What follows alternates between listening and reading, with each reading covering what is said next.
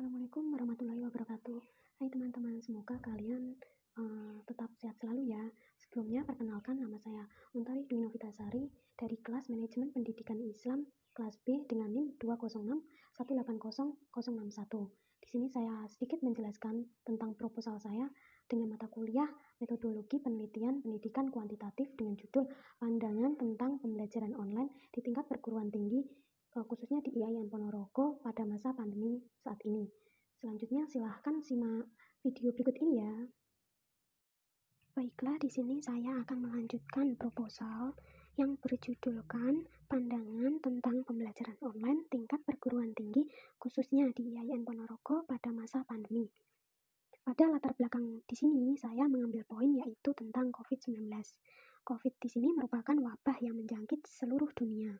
COVID-19 ini yang pertama kali ditemukan di Wuhan, Cina pada akhir Desember 2019. Dikarenakan COVID-19 ini, maka seluruh aktivitas yang bersifat kerumunan diberhentikan untuk sesaat.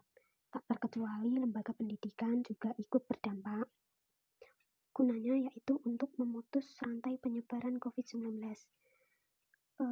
Setelah lama-kelamaan masyarakat merasa bosan akan hal tersebut, maka dalam kaitan ini Mendikbud mengeluarkan surat edaran nomor 36962-MPKA-HK-2020 agar seluruh kegiatan belajar mengajar baik di sekolah maupun di kampus perguruan tinggi menggunakan metode daring atau online sebagai upaya pencegahan terhadap perkembangan dan penyebaran COVID-19. Dalam kaitannya ini dilakukan karena agar pembelajaran di Indonesia ini tetap berjalan dengan menggunakan sistem pembelajaran daring. Di sini, rektor dituntut untuk membuat keputusan cepat dalam respon edaran dari menteri tersebut, yang mengharuskan kampus untuk memperlakukan pembelajaran dari rumah. Para dosen pun juga merasa kaget akan hal seperti ini, karena harus merubah strategi mengajar agar mahasiswa tersebut senantiasa mengikuti pembelajaran walaupun tidak bertemu secara langsung.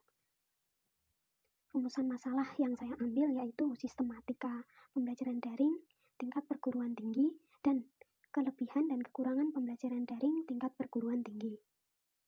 Kemudian tujuan dari penelitian ini yaitu untuk mengetahui sistematis pembelajaran daring tingkat perguruan tinggi dan untuk mengetahui kelebihan dan kekurangan pembelajaran daring di tingkat perguruan tinggi. Lalu manfaat dari penelitian ini menggunakan dua manfaat yaitu secara teoritis. Secara teoritis di sini untuk menambah referensi terkait dengan kelebihan dan kelemahan pembelajaran daring bagi hasil mahasiswa. Yang kedua, sistematika dalam pembelajaran daring di tingkat perguruan tinggi. Kemudian yang ketiga, sebagai bahan acuan dan referensi pada penelitian sejenis yang dilakukan di masa yang akan datang.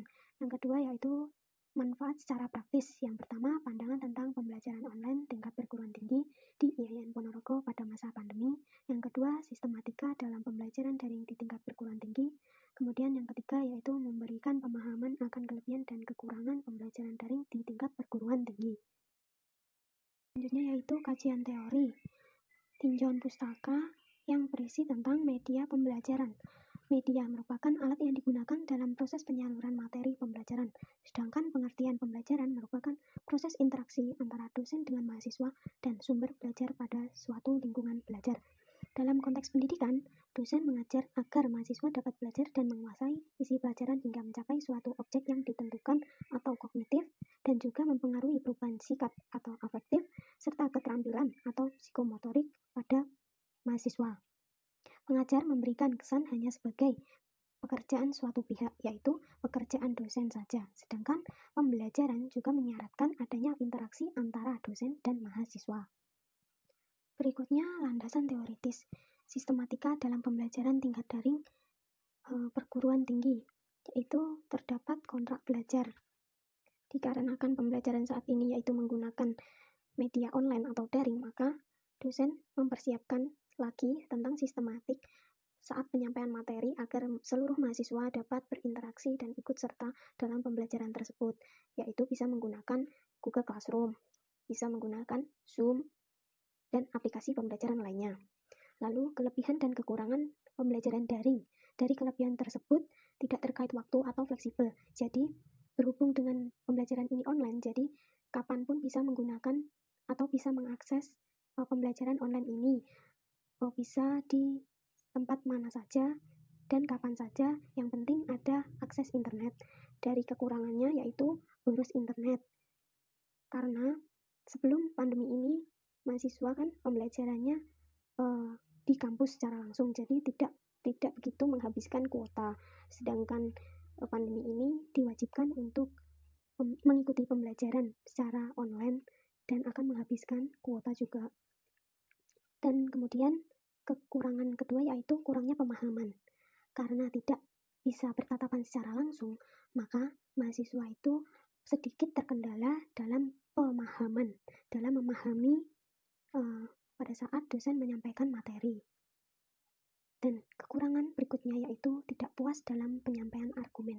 Biasanya pada saat pembelajaran normal atau tatap muka, mahasiswa tersebut bisa leluasa dalam penyampaian materi, atau dalam apabila diberi pertanyaan oleh dosen, mahasiswa bisa langsung menjawabnya dengan pendapatnya sendiri. Karena ini menggunakan media online, jadi tidak sedikit leluasa dalam penyampaian materi tersebut. Lalu metode yang digunakan dalam penelitian ini yaitu metode penelitian kuantitatif, yang bertujuan dari penelitian kuantitatif adalah menggunakan dan mengembangkan dan menggunakan model matematis, teori-teori, dan hipotesis yang berkaitan dengan fenomena alam. Sekian dari penyampaian apa yang sudah saya sampaikan. Bila ada kurang lebihnya saya mohon maaf.